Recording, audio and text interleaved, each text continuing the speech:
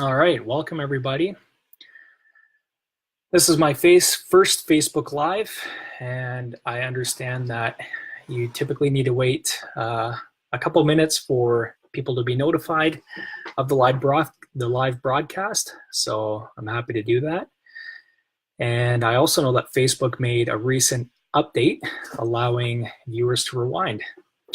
So we don't need to wait too long for people to jump in. I know that a lot of my colleagues said that they're going to watch the replay of this later, and that's totally fine. So for those of you that have joined, welcome. As I just said, this is my first Facebook Live, and I am in my room at my desk, and I typically would have lights and better production than this, but the focus here is going to be a virtual tour of Jerusalem, which you can see on my screen. And I'm really excited about this actually because I want to talk about some of the prophetic words in Matthew and in John and in Luke, specifically talking about the end of the Mosaic Era. And it's interesting because from the period of Jesus's prophecies around 30 AD to 70 AD, we had an overlap of covenants. It's a unique point in history where we actually see the Mosaic covenant still in effect, the temple system still running, and yet the new covenant had come about as well. So there's this 40-year period of tension where there are two covenants in place, but Jesus prophesied that he would actually be bringing an end to that era, and at length discussed the fall of Jerusalem and the temple. So we're going to get into that a little bit later, but first I am really excited to give you guys a virtual tour of the city of Jerusalem. So this is a really cool app that I found, and it recreated first century Jerusalem. And right now we are on the Mount of Olives. I think it's spectacular. The graphics are just amazing. And so what you're seeing right now in front of you is the Temple Mount. There's the Holy of Holies, the Antonian Fortress, Pool of Bethesda, and here we have the Garden of Gethsemane.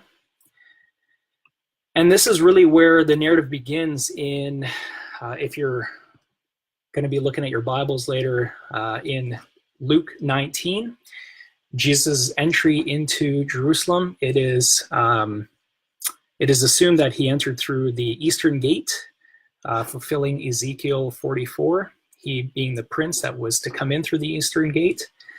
And then also in Matthew, you see him coming in Matthew 23, and this is where he begins to prophesy regarding the fall of the temple system. And he speaks to the religious leaders in Matthew 23, and then in Matthew 24 comes back up to the Mount of Olives and gives his disciples further insight into the words that he had said, which is pretty cool. So why don't we get started? Let me show you guys around.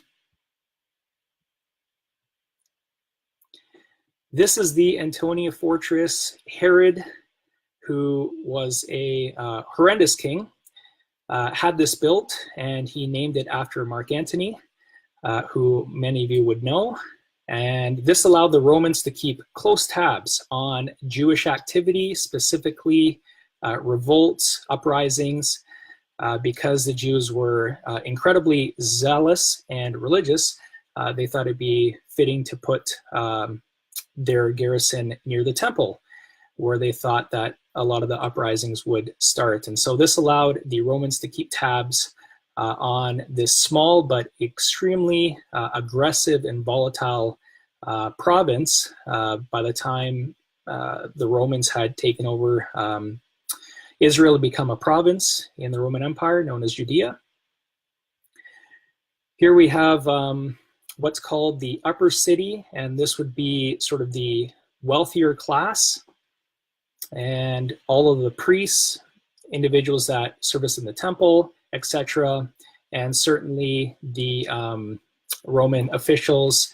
For example, right there, you can't really see it well, but that's Herod's fortress, his palace.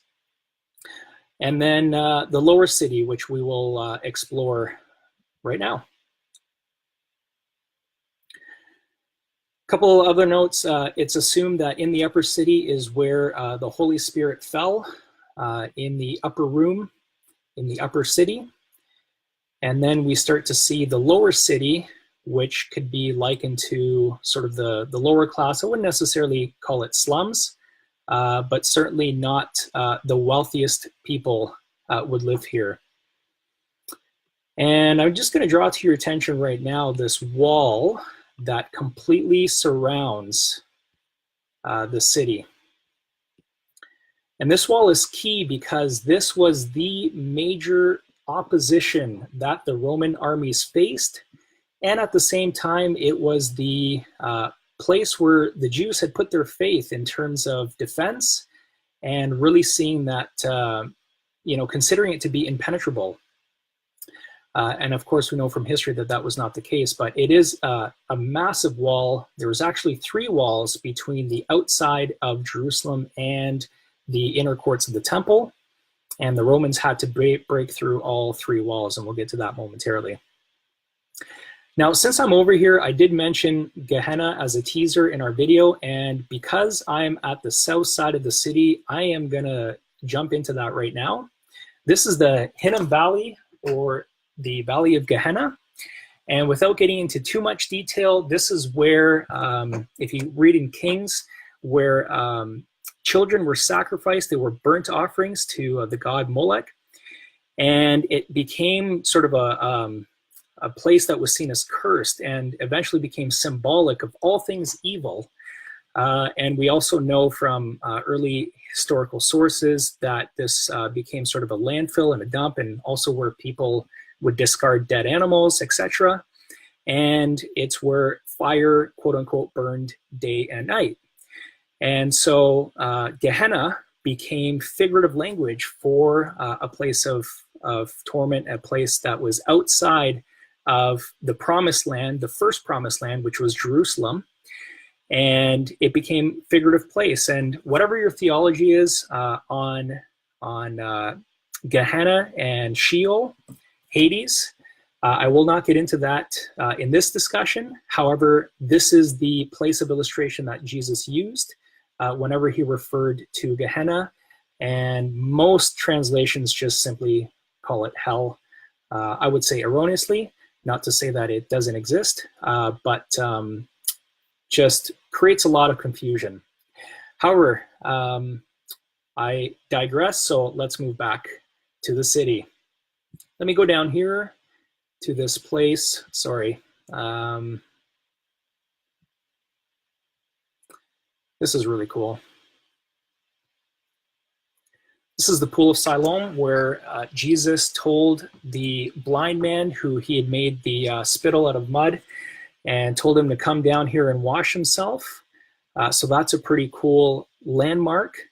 And we can see the lower city. The buildings are not as pretty. And again, just lower class. But we know that Jesus, being who he was, likely would have spent most of his time ministering in these areas at the times where he decided to come into Jerusalem. Here we see some tombs as well. And let me take you back up here. If you guys have any questions, I would love to have you write them in, and hopefully I can answer them.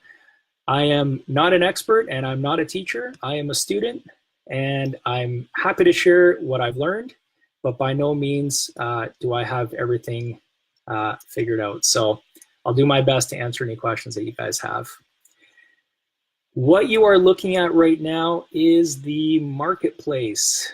Let's go down, get a ground view. And this is likely where Jesus would have come in to cleanse the temple. We have him doing that at the very beginning of John's Gospel.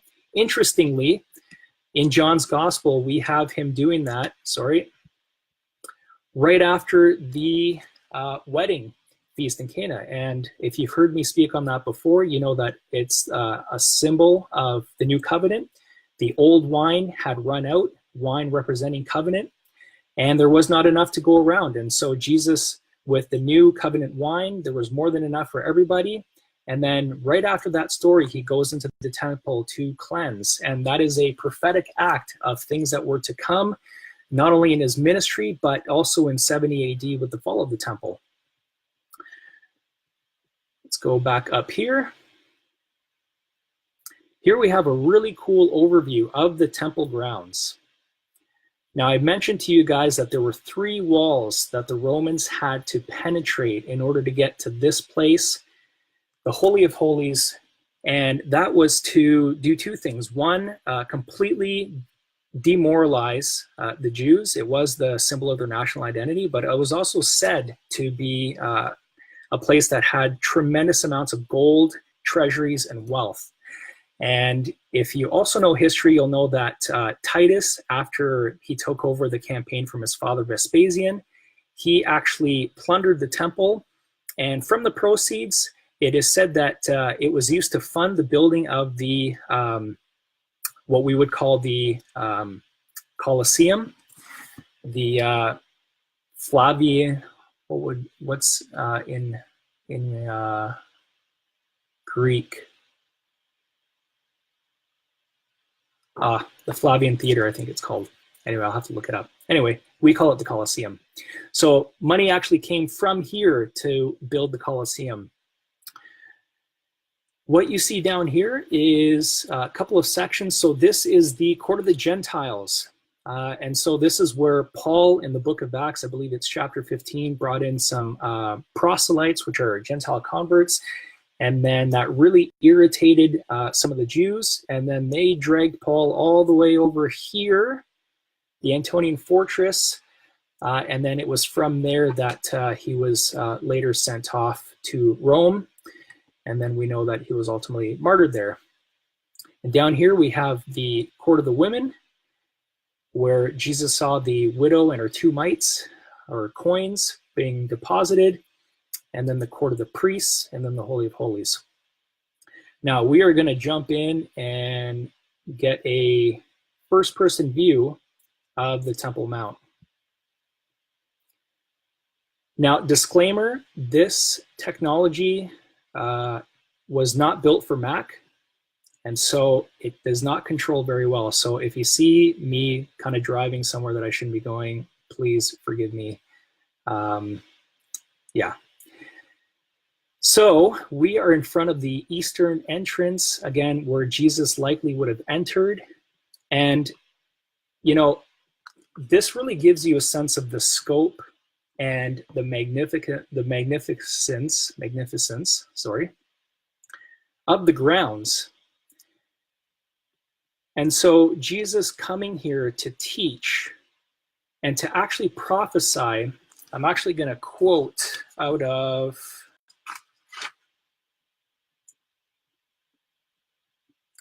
Luke 21, verse 5.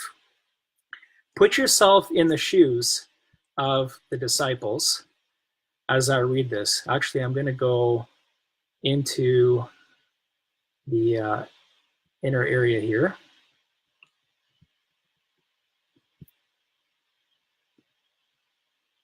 Okay, so there we go. Whoops. Now, imagine you're with the disciples. While some of them were speaking about the temple, how it was adorned with beautiful stones and gifts dedicated to God, Jesus said, all of these things that you see, the days will come when not one stone will be left upon another. All will be thrown down. The disciples, obviously being confused and amazed and puzzled, said, Teacher, when will this be? And what will be the sign that this is about to take place? And then we start to have the prophecies of the things that are going to happen. Now, Luke is being a Greek writer, and I would argue he's probably the only gospel writer that wrote in Greek. I would suggest that the other gospel writers wrote in Aramaic. Very literal, very matter of fact, and to the point.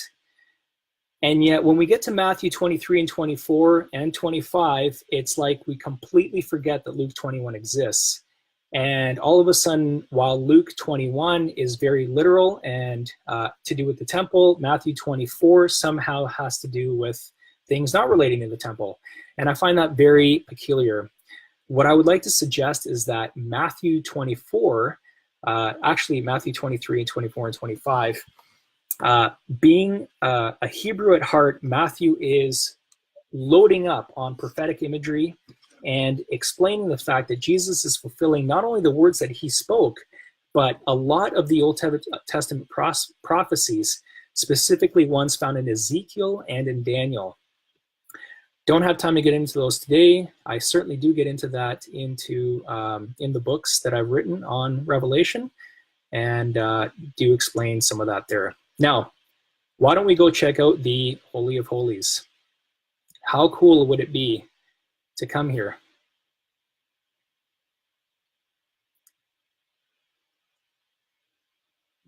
Now that is a pretty incredible sight. We don't have a literal blueprint of what it looked like, but this is an artist's rendition. Here's where the sacrifices were made of the animals, and this is where the animals were held. Now this drawing, this is a curtain separating the outer court from the inner court. And what is supposed to be drawn here is a map of the world. Now, why is that important? Well, when Jesus said, oh, there we go. Like I said, not built for Mac, I apologize. This is actually supposed to be a map of the world, this first curtain. And when Jesus talks about heaven and earth passing away, at length in my book, I talk about the figurative language of the inner temple representing both heaven and earth, and all of the symbolism that was laden into it. And so Jesus emphatically talking about the passing away of the temple system in the Mosaic era. Here we are, guys. We're in this place where only a high priest could enter, so consider yourselves lucky. And let's go to the place where you could only enter once a year. This is the Holy of Holies, and you're wondering, hey, where is the Ark of the Covenant? Well, when the Babylonians came and destroyed the first temple, the Temple of Solomon, in the midst of all that, the Ark of the Covenant was lost. Nobody really knows what happened to it. Hence, Indiana Jones, Raiders of the Lost Ark, great movie plot by George Lucas. Let's go find that Ark. George Lucas being a Jew, that would be very intriguing for him, I'm sure. And so in place of the Ark of the Covenant, we have just rocks, signifying that it was once here. And I'm not sure why they have rocks, so don't ask me. But this is it. And this is the curtain that was torn in two when Jesus gave his life on the cross. Now, side note, we know that that took place. However, again, for 40 years after, the temple system continued. So invariably, they would have repaired this curtain and the sacrifices would have continued. If you read in Hebrews, he says that day and night, priests stand ministering in the temple, and they do so in vain, never being able to satisfy the remission of sins that is required and that was brought by the blood of Jesus. And so that, you know, in the Epistle of Hebrews, we know that the temple system continued. We also know from writers like Josephus that very much so it continued, and it became a place of actually political vying and control and power. Let's go back out. Now, Jesus spent at length time here prophesying what would happen, and he literally explains verbatim how the Roman invasion would play out. And so we know that from history that Emperor Vespasian was sent by Nero. Yes, Nero, Mr. 666. And Vespasian came with legions, and then he came with his son as well. And together they had 4 legions at their command, and they started from the northern provinces of Galilee, Jesus' homeland, working their way down, and they got all the way to the southern side of Jerusalem when all of a sudden Nero committed suicide. That is prophesied actually in John's Revelation. Question mark, yes, but it is true. So Vespasian halts the campaign. He sends an entourage to Rome to seize the throne. He heads over to Egypt to put a stop to the export of grain, which is the breadbasket of Rome. And then he eventually makes his way over to Rome to assume the throne. He then sends his son Titus to finish the job. And so Titus comes in, and for the last 5 months, he is the one who actually comes and surrounds the city. Let me read to you. Let me see if I can find it. Luke 21, verse 20. When you see Jerusalem surrounded by armies, then you know that its desolation has come near. Then in those days, Judea must flee to the mountains, and those inside the city must leave it, and those out in the country must not enter it. For these are the days of vengeance, as a fulfillment of all that is written. Now, when Jesus says all that is written, he's not talking about all that's written in the New Testament. He is talking about all that's written in the prophets of the Old Testament. Woe to those who are pregnant and those who are nursing infant in those days. Why? Because they would have to run. For there would be great distress. Now, your translation is going to say on the earth. However, that's an unfortunate translation because it is on the land. And if you are a Hebrew and you say the land, it is always, always, always implied the land of Israel. For there will be great distress on the earth and wrath against this people. They will fall by the edge of the sword and be taken away as captives among all the nations. Josephus estimates that several 100,000 were taken as POWs. And actually, if you go to Rome today, and find the Ark of Titus, you will actually see engraved in stone a monument to Titus and his victory over the Jews and Jerusalem. And you see all the captives that he's led into Rome on display. And many Roman historians wrote about this event, Tacitus, Cassius Dio, and obviously Josephus as well, who was a Jew. He was a POW. He actually fought in the war against the Romans. He was captured. He gave Vespasian what I would call a prophetic word and said, you're actually going to become emperor. And Vespasian was so intrigued that he allowed him to live and allowed him to be a scribe. And so lots has been written, but let me continue. For there will be great distress on the land of Israel and wrath against this people. They will fall by the edge of the sword and be taken away as captives to all nations, and Jerusalem will be trampled on by the Gentiles until the times of the Gentiles are fulfilled. There will be signs in the sun, moon, stars, and great distress on the land and confusion. So if you can use Luke 21 as a template for reading Matthew 24, and then spend some time going through the prophecies that Matthew is saying that Jesus is fulfilling, then it all starts to make a lot of sense. We have to appreciate the fact that Jesus is giving context to a people group that actually introduced the rest of the world to Yahweh. So it does not make sense for the narrative of the people of God, the descendants of Abraham, to suddenly end and for them to be left without a story, without any sort of validation, without any sort of affirmation. God's love is unending. His mercies are new every morning. And so this is emphatically for the Jewish people, not only the prophecies of Luke from 19 to 21 and Matthew 23 to 25, but also John's Revelation. And that's something that I argue in my book, is that John's Revelation is actually a letter, much like Ezekiel's letter, to the Jewish people, giving them context for their destruction. Let me just jump back to the Mount of Olives, because this is in fact where Jesus prophesied, taught his disciples.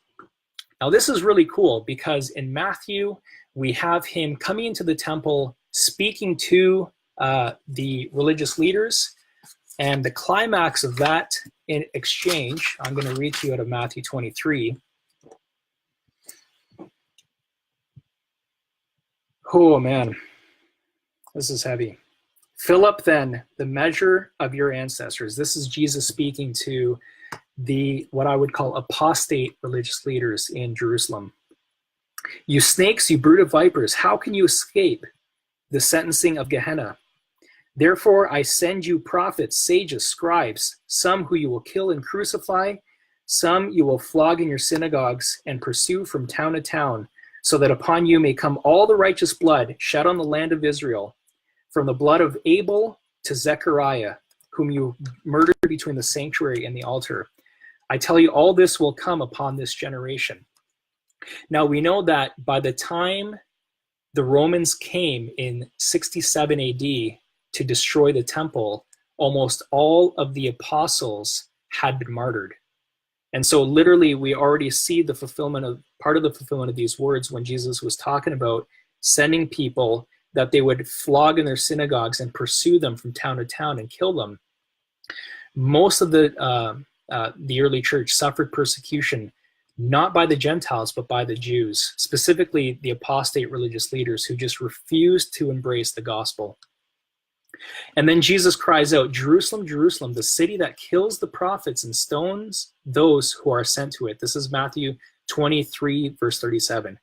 How often I desire to gather you as children, together as a hen gathers her brood under her wings, and yet you were not willing. See, your house is left to you, desolate. Now the house of Israel is Jerusalem and the temple. For I tell you, you will not see me again until you say, blessed is he who comes in the name of the Lord. And that's a prophecy out of Daniel, actually, that Jesus is alluding to.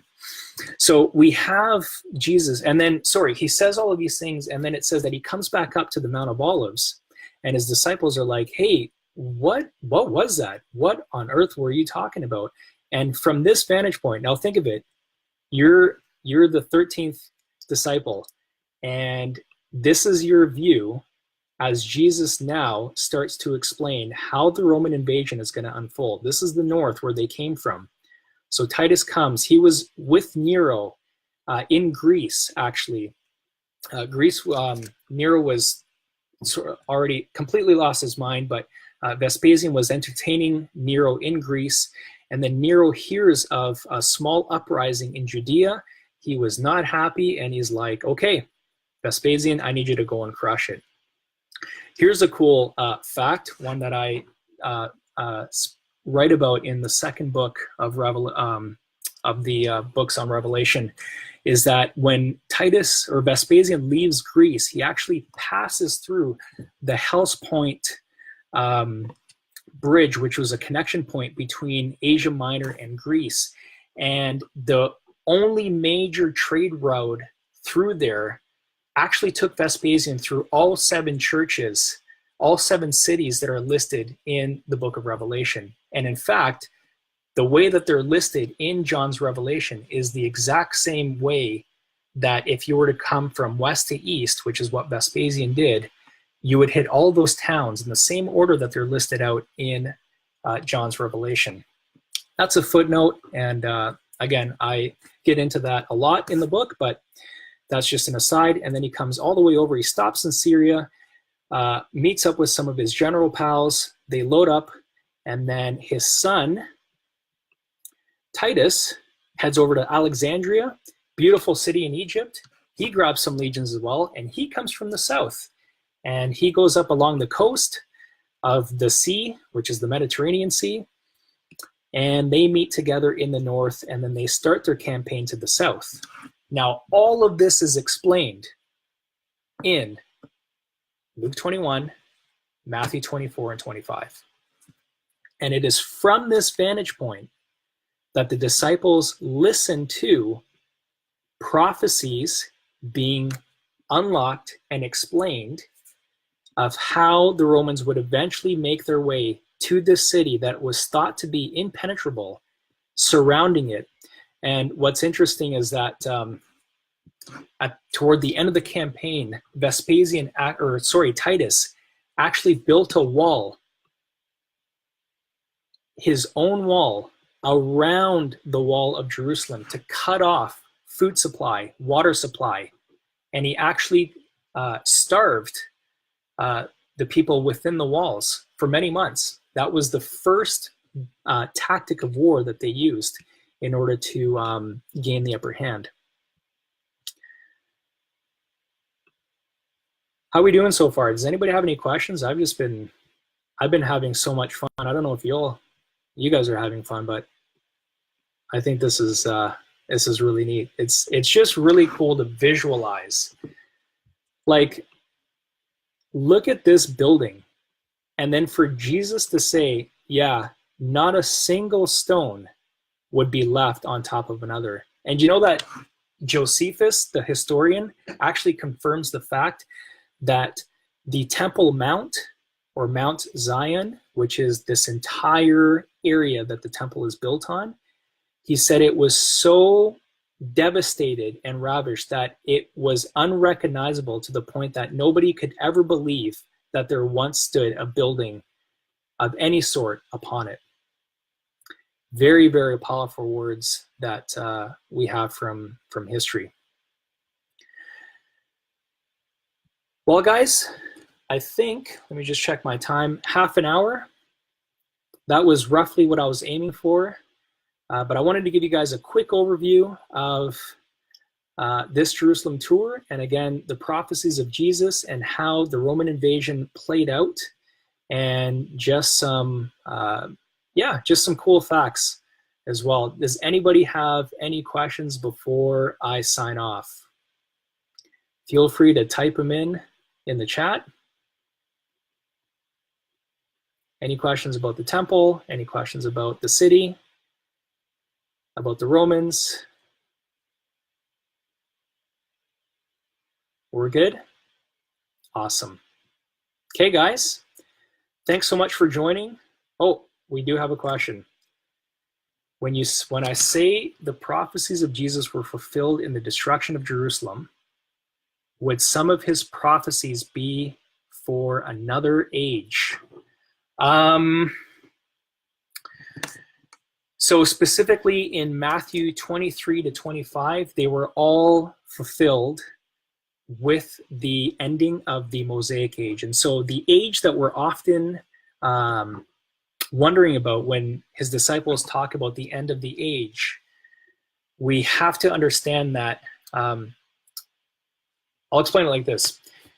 Jewish thought, has nothing to do with Christianity, but just in Jewish thought, if you look at the Talmud and a lot of the older writings, rabbinic writings, they believe that there were three ages.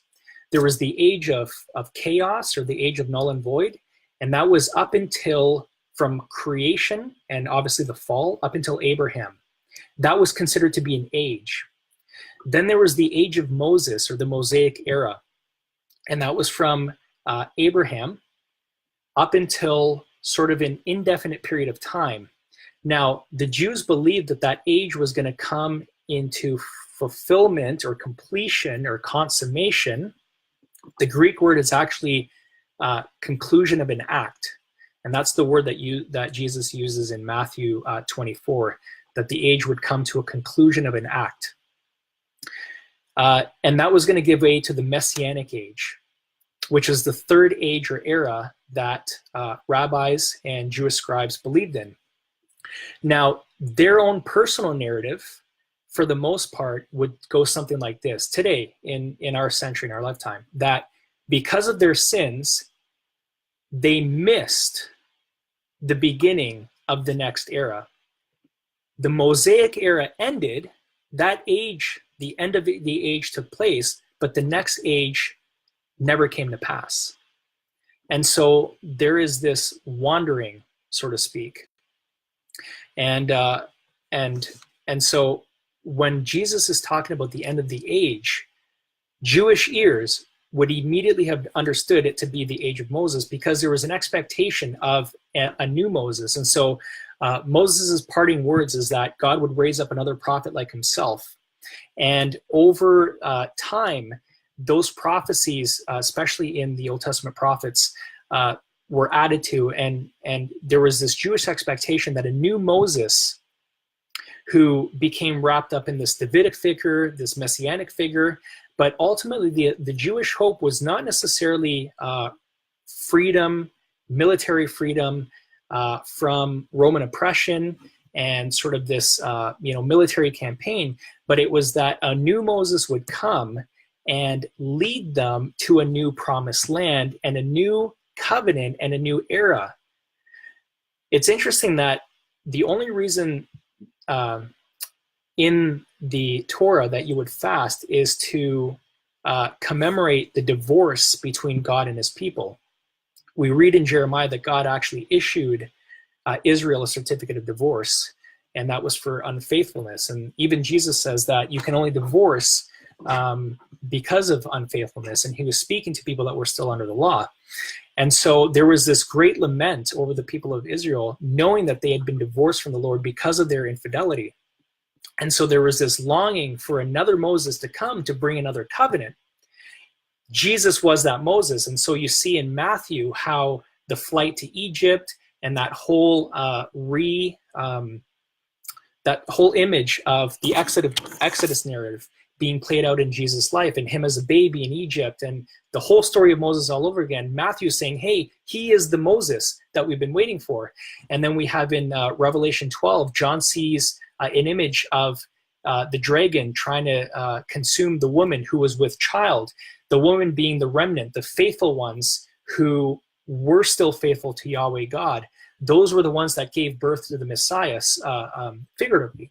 So we have both Matthew and John saying that Jesus is this Messiah. He is the next Moses. He is the one that would come after. He is the one that Moses actually prophesied regarding to bring about this new age. And so,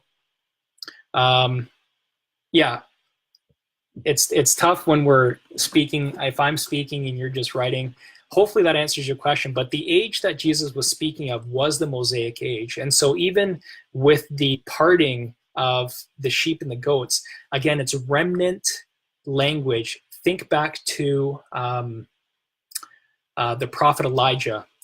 And Elijah saying, God, I'm done. Nobody is faithful. They've all bowed to Baal. Take me, I'm done. And God talks about the fact that there were still those who had not bowed down. And the theme of the remnant is one that is prevalent throughout the Hebrew scriptures and also in the epistles, and especially John's Revelation. And Jesus also talks about the remnant as well. And if you look at the story of the lepers that came, and 10 were healed and only one returned to give thanks and to give praise. And the one that returned was a Samaritan.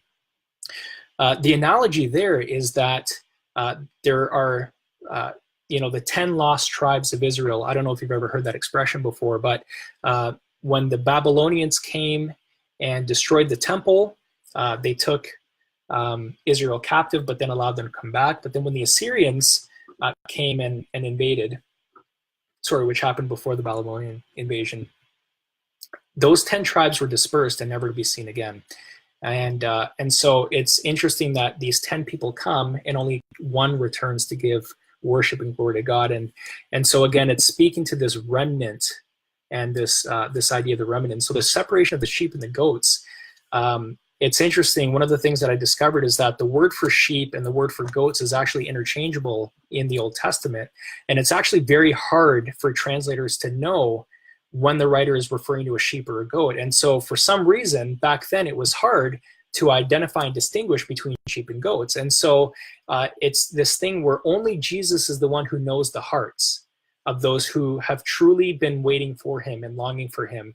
And so his coming at the end of the Mosaic age in 70 AD was to draw out the remnant from the sinking ship, is what I call it. And so the temple system, the Mosaic era, was a ship that had to go down.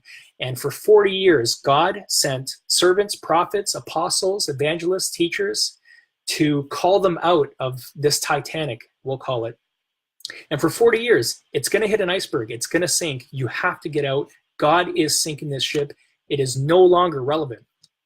And if you disagree with that, You just read the Epistle of Hebrews, very clear. And this whole notion of a third temple being built in the future completely undermines the writing of the epistles, and obviously the work of the cross as well. That's not God's intent, because the apostles are very clear that you and I are the temples now. We, within us, have the Holy of Holies, and he is building us all together. And we see that the New Jerusalem is actually the bride of Christ in Revelation 21 and 22. And so the consummation of the climax of the Messianic age is heaven and earth becoming one.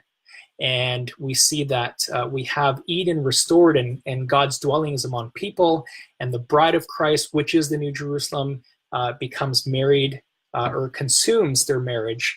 We are wed to Christ now in betrothal, which is the first stage of a Jewish wedding. We are engaged, but we have not consummated. And so he went to prepare a place, which is, again, Jewish language of him adding additions to his father's house, and then he returns to consume the wedding, the marriage, the consummation, and that's the picture of heaven and earth becoming one. That's the climax. So Matthew 23 to 25 is again talking about the conclusion and the climax of the Mosaic age, and God doing all that he could to save as many as he could who were under the delusion and this false faith, this false hope in a system that was fundamentally flawed. And again, reading through Hebrews puts a lot of context on the fact that everything that they were doing was in vain, and yet many chose to live and die by the temple. And so the temple system actually created so much confusion that's why you have the Jerusalem Council in Acts 15, that Peter received a vision from the Lord saying, Gentiles are clean, do not discriminate. It is one covenant for all people. Peter himself receives this revelation, and yet we see that years later, because the temple system was still active, was still taking place, it was very hard for Jewish believers to separate themselves from that system. And so Paul actually got so upset with Peter that they took it before the elders of Jerusalem, and they had to hash this thing out and definitively say that, no, we are not bringing the temple system into Christianity. We're not bringing it into this faith. That has been done, right? But that's the state that they were in, is that what do you do when, because again, Christianity was birthed here. Our faith was birthed here. The apostles that did not leave Jerusalem, this is where they taught. This is where they hung out. This is where they discipled. What do you do with this when this is all that you've known, all that you've lived? This was the symbol of heaven and earth. This was sort of Jacob's ladder, that place of angels ascending and descending, and Jesus saying that I have become that ladder. But what do you do when that's how you've seen it your whole life? How do you shift from that and actually diminish the significance and the importance of that structure? And so because we don't have that context, we try to read other things into Matthew 23, 24, and 25. But again, we have to appreciate the fact that God was so in love with the people of Israel, with the people of Judea, that he wanted them to understand what was taking place. Now, I would invite you to read the book of Ezekiel. The book of Ezekiel is incredible in the sense that it literally foreshadows everything that was going to take place in Jesus' time and in the time leading up to the destruction of Jerusalem. Because again, we have this apostasy that took place, and at that time it was Solomon's temple that was in place, one of the most beautiful wonders of the world. It drew attention from surrounding nations. But there was this great apostasy, and Ezekiel was commissioned to go to them and to prophesy, and he actually even performed prophetic acts. And some of his prophetic acts were actually depicting the siege that was going to come against Jerusalem. And that siege came through Babylon, led by Nebuchadnezzar. And Ezekiel lived before the destruction, during, and after, and he was a prophet.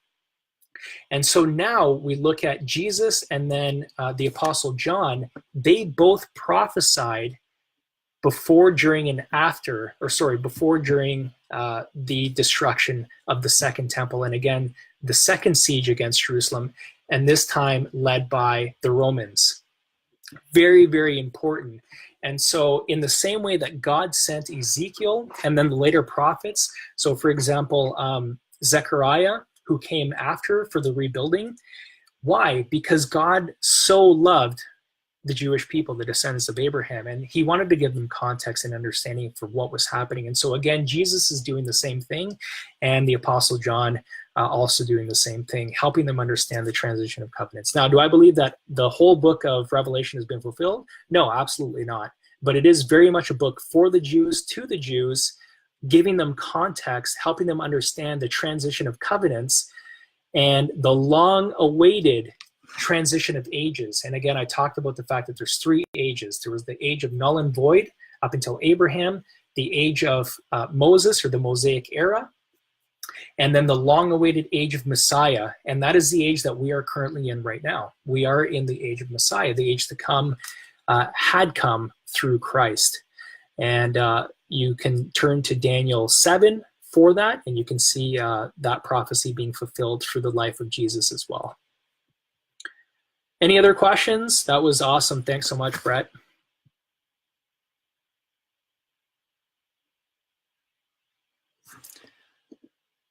Last chance. We're at 45 minutes now into the live stream, longer than I thought we would go for. Awesome. Well, guys, thanks so much for joining. This was my first Facebook Live. I had a lot of fun. This was really fun. I'm going to look to do something else down the road, have a couple of other ideas in mind. But for now, that is it. So thank you all. Have a great night. God bless you guys. And if you have any questions that come to mind after the fact, just send me a message. Okay? Take care.